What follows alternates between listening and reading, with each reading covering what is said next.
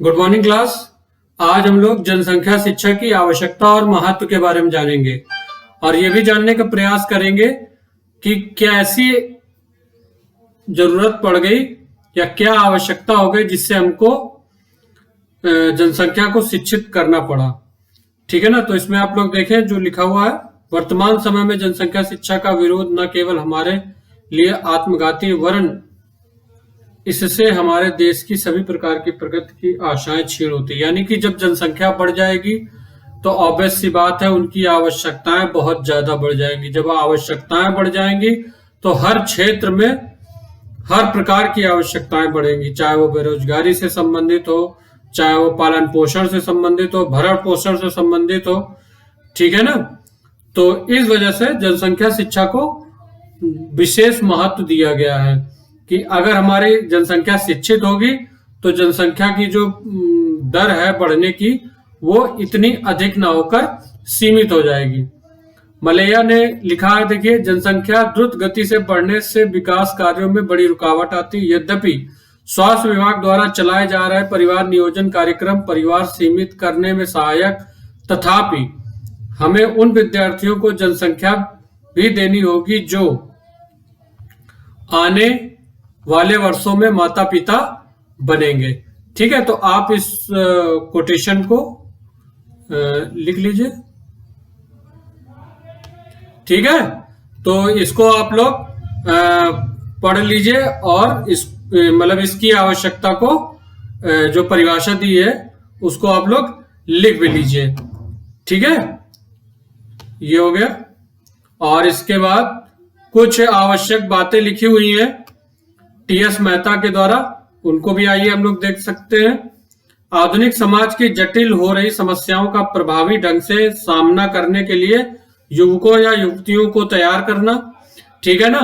जो हमारा समाज इस समय बन रहा है उसको भी क्या करना, आने वाली समस्याओं को कैसे उनसे निपटा जाए उसके लिए भी ट्रेंड किया जा रहा है।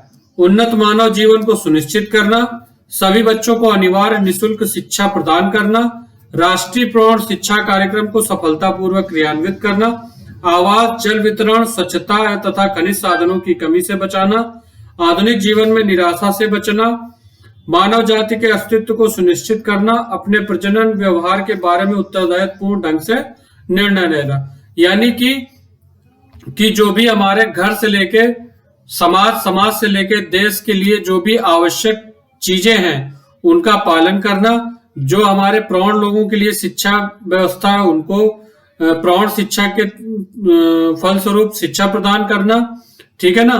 जो 6 से 14 वर्ष के बालक हैं उनको शिक्षा प्रदान करना। ठीक है। और आसपास जो जनसंख्या रहती है उसके आवास की, जल उसको कैसे मिले, खनिज पदार्थ उसको कैसे प्राप्त हो, इन सारी चीजों के लिए हमको जनसंख्या शिक्षा की आवश्यकता होगी।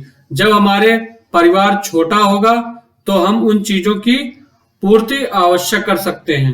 अगर हमारा परिवार दर प्रतिदर बढ़ता जाएगा तो जाहिर सी बात है बेरोजगारी की समस्याएं या अन्य समस्याएं का उत्पादन शुरू हो जाएगा। Good morning class. Next point है हमारा जनसंख्या शिक्षा की समस्याएं। सबसे पहला पॉइंट है जनसंख्या शिक्षा के प्रत्यय से संबंधित भ्रांतियां। जनसंख्या शिक्षा जो होती है तो जो हमारे गांव के समाज के जो लोग होते हैं जो ज्यादा पढ़े लिखे नहीं होते हैं उनमें बहुत सारी प्रकार की भ्रांतियां होती हैं। वो ये समझते हैं कि ये जो शिक्षा हमको दी जा रही है ये परिवार नियोजन संबंधित है। ठीक है। ये यौन शिक्षा संबंधित है। ठीक है। तो ये इस प्रकार की कोई भी शिक्षा नहीं होती है। ये सिर्फ और सिर्फ इस पर बल देती है कि आप अपने परिवार को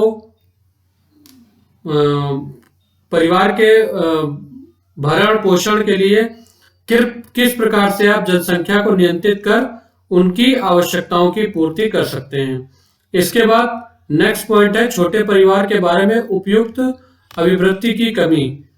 अर्थात इसमें यह देखा गया है कि जो हमारे परिवार कुछ ऐसे गांव के में कुछ ऐसे परिवार होते हैं जो बड़े परिवारों को अच्छा मानते हैं, यानी कि घर में 4-5 बच्चों को वो अच्छा मानते हैं, ठीक है ना। तो इस वजह से जो छोटा परिवार होता है उनको वो बिल्कुल अलग थलग उनकी जो वृत्तियां हैं उसको बिल्कुल नकार देते हैं। और कुछ हमारे ऐसे समाजशास्त्री हैं जिसमें जैसे आशीष घोष ने कहा है कि मेरे विचार में भारत में परिवार नियोजन उन क्षेत्रों में पूरी तरह से असफल है जहां निरक्षरता का स्तर विशेषकर महिलाओं में बहुत ऊंचा रहता है। जिन परिवारों की महिलाओं अशिक्षित होती हैं वो जनसंख्या शिक्षा को क्या कर देती हैं, बर्बाद कर देती हैं और एक बड़े परिवार के स्वरूप को तैयार कर देती हैं। जैसा कि आप लोगों को देखा होगा कि गांव में कुछ परिवारों में जो बच्चों की संख्या होती ज्यादा होती है, वही हम लोग शहर में देखते हैं कि अगर हम किसी एक परिवार की बात कर लें तो उसमें 2 ही बच्चे सिर्फ होते हैं, एक लड़का और एक लड़की, ज्यादा 3, ठीक है ना। इससे ज्यादा वो बच्चों को नहीं अफोर्ड कर पाते हैं। तो इस वजह से कहीं ना कहीं अभिव्यक्तियों में छोटे परिवार की अभिव्यक्तियों में कमी है। अध्यापकों की कमी, अगला पॉइंट है अध्यापकों की कमी। इसमें क्या होता है कि हम लोग अपने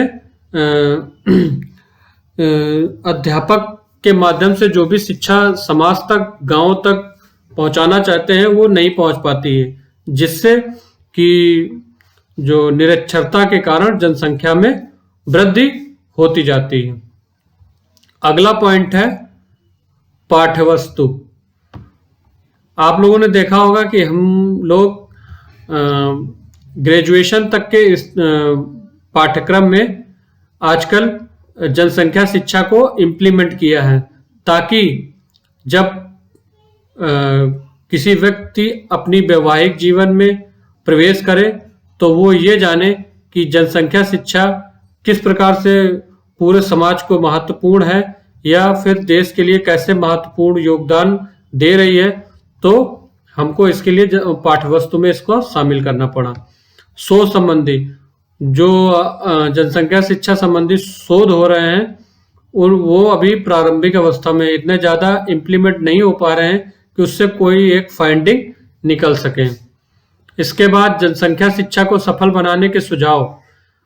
जनसंख्या शिक्षा को सफल बनाने के सुझाव में बहुत सारे सुझाव दिए जा रहे हैं, जैसे कि बहुत सारे सेमिनार्स की आयोजन करना, ठीक है, बहुत सारे ऑर्गेनाइजेशन के माध्यम से जनसंख्या शिक्षा पर का प्रचार प्रसार करना, समय समय पर इसका मूल्यांकन करना और इसको शिक्षा प्रणाली का एक अभिन्न अंग बनाना। और भी बहुत सारे पॉइंट हैं जो जनसंख्या शिक्षा पर सुझाव के रूप में काम कर रहे हैं। तो इन सारे पॉइंटों को आप लोग लिख लीजिएगा।